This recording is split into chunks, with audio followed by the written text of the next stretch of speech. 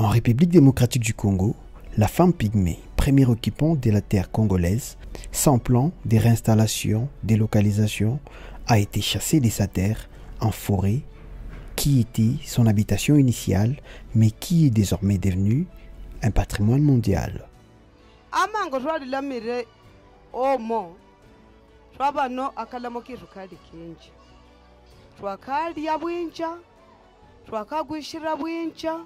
N'abana biru bashafa bula bali bapata amafumu gandengi na ndengi sasa bajaga wagutufukuza nakishwa handa kun. Étant limité dans la connaissance de ses droits, ces derniers étaient jadis bafoués, et c'est là sans accompagnement juridique. Madame Espérance Nyota, coordonnatrice de l'Union pour l'émancipation de la femme autochtone, UEFA en sigle, nous partage son expérience récit dans l'autonomisation économique de la femme, particulièrement la femme autochtone.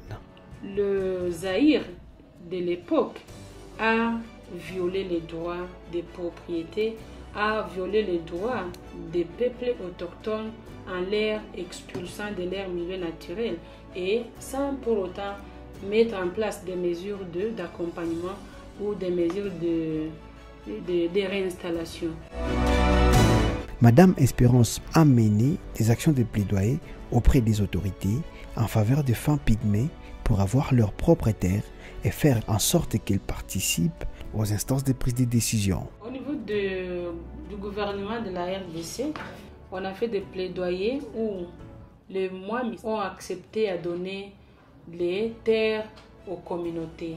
Et aujourd'hui, plusieurs femmes autochtones ont accès à la terre grâce à cette terre que les autorités coutumières leur ont donnée.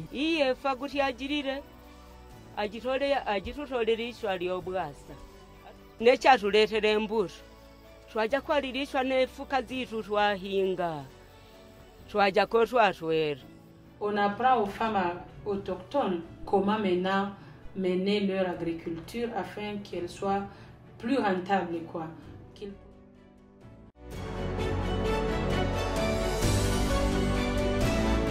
Les trois piliers que nous avons mis en place, le premier, c'est l'accès à la terre et aux intrants agricoles. Le deuxième, c'est l'accès à la justice et à la participation dans les instances de décision.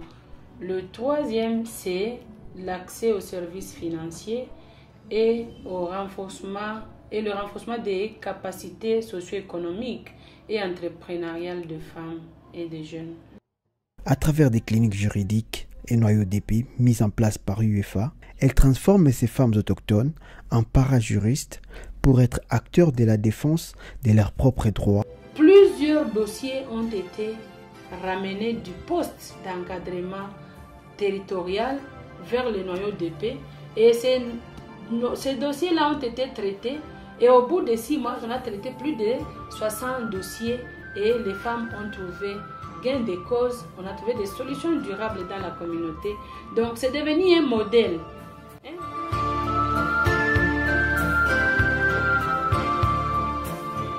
Aujourd'hui, dans le budget gouvernemental, on a un budget alloué aux communautés autochtones. Et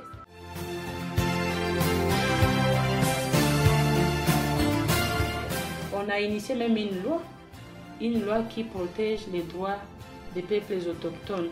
Ça sera une solution vraiment durable, étant donné que toutes ces questions-là sont prises en compte dans cette loi.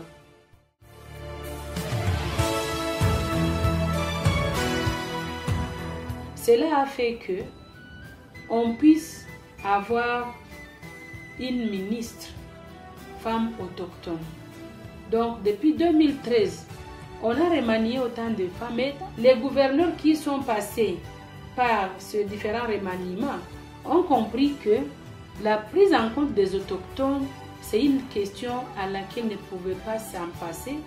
Notre ministre, Adolphine, est toujours au niveau du gouvernement provincial.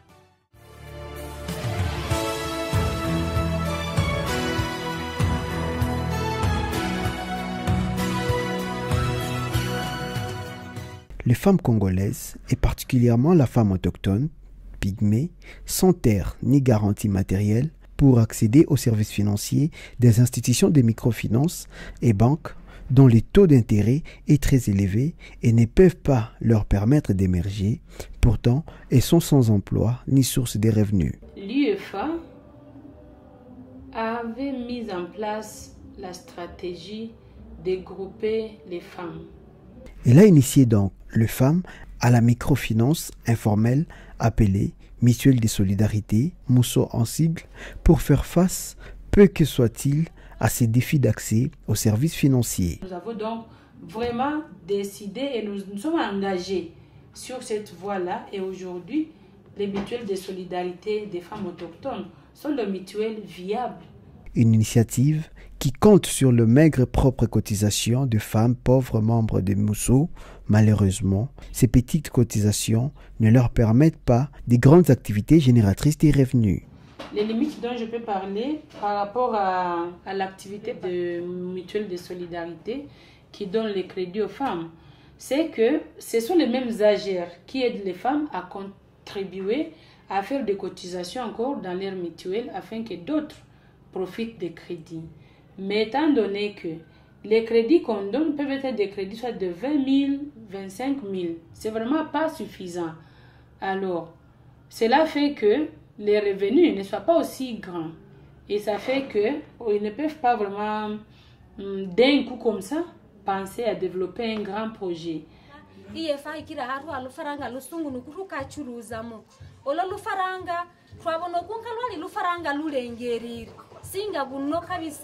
Hali omuluzinyere oli wagendo kumutuga aja kuchuruzi lwango lwakuli kone twakalangira nyigirizo twazipatire chikone pato yefaranga ziri sungulu. Également, quand il faut penser à la scolarisation des enfants, au niveau des humanités, ça coûte très cher. Et au niveau de l'université. Pour relever ces défis d'une manière efficace et durable, Madame Espérance Nyota a mis en place une première société de microfinance en RDC qui donne aux femmes de crédit sans exigence de garantie matérielle et à un faible taux d'intérêt de 1%. Nous avons réfléchi sur comment nous pouvons mettre en place quelque chose qui est comme une MUSO, mais à un niveau plus élevé.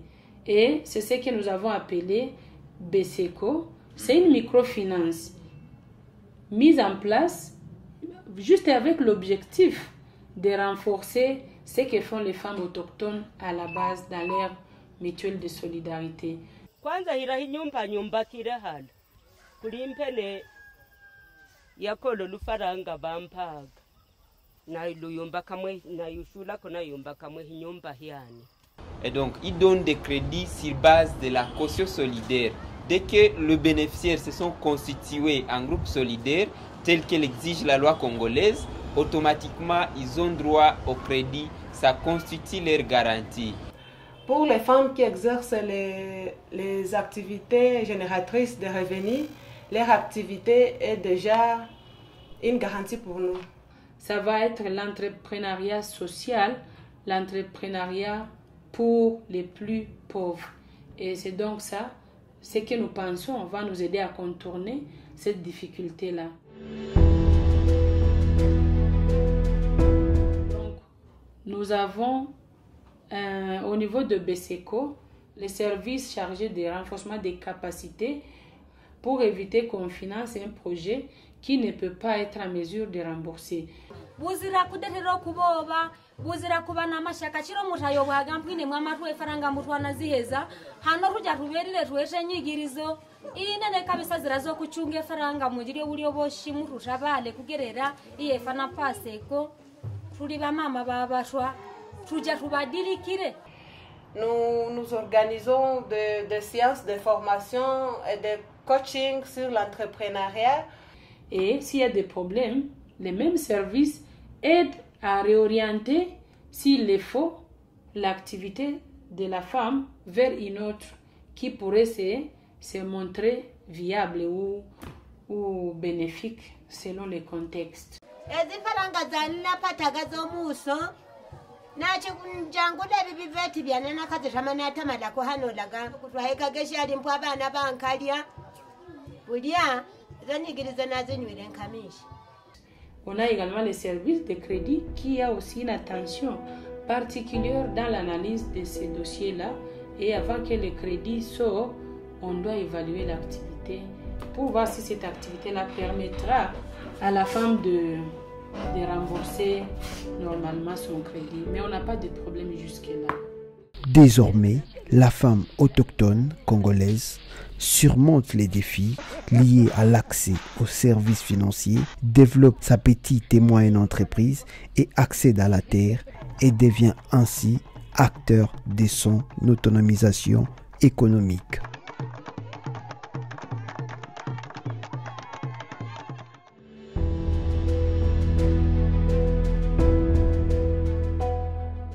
Nous sommes seulement en train maintenant de voir comment nous allons renforcer la capacité de BESECO sur le plan financier afin qu'il soit à mesure de répondre aux dossiers de demande de crédit des femmes qui viennent de la base. C'est que beaucoup de gens maintenant sont attirés à venir vers BESECO pour solliciter des crédits. Mais le moyen financier, vous trouverez que c'est limité. D'où on peut faire un appel à toute personne de bonne volonté qui est à mesure de nous accompagner pour développer un fonds consistant de crédit et durable pour accompagner les femmes. La recommandation ou la demande que nous avons, toute structure ou organisation qui souhaiterait par exemple voir les conditions des femmes autochtones ou des autochtones en général s'améliorer, nous sollicitons à ce que s'il y a des opportunités, qu'on nous tienne au courant, s'il y a des opportunités, qu'on nous fasse participer afin que le BESECO soit beaucoup plus fort pour continuer à accompagner les femmes, à donner les crédits aux femmes, à les aider à développer des activités entrepreneuriales. Parce que notre souci, c'est de quitter également les petites AGR et aller vers les idées d'entrepreneuriat pour les femmes, pour les jeunes, bon, pour les hommes, pourquoi pas, afin que les conditions soient améliorées.